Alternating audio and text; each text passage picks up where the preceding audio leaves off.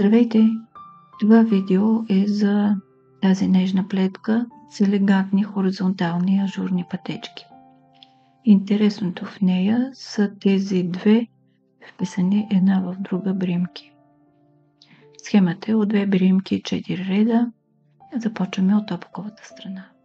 Първи ред от опаковата страна плетем бримките по двойки.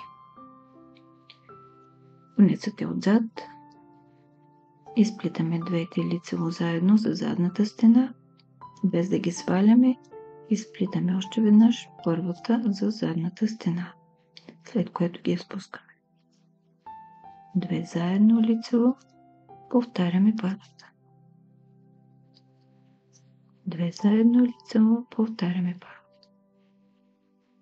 Това е схемата за този ред и плетем до края на реда.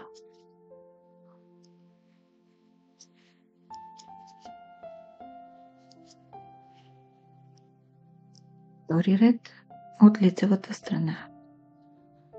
Бримките отново са по двойки и плетем последния начин. Конецът е отзад. Сваляме първата, изплитаме втората опоколо и прехвърляме първата върху нея. След което възстановяваме брой на бримки, правим наметка. Сваляме една опокола, прехвърляме върху опоколата и наметка.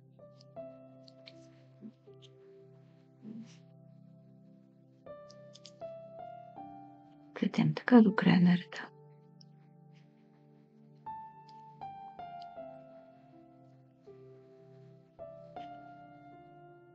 На третия ред сме от опаковата страна. Плетем опаково от началото до края на реда.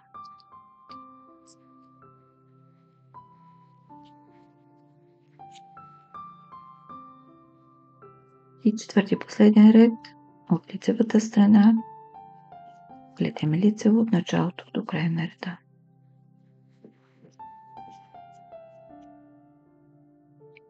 Представих ви тази красива семпла подредена ажурна плетка с интересна текстура и от двете страни, което разширява обхвата и на приложение. Горещо ви я препоръчвам.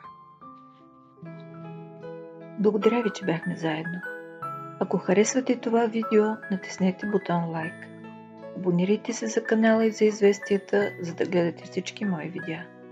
Пожелавам ви вдъхновение, плетете с любов и бъдете щастливи. До скоро!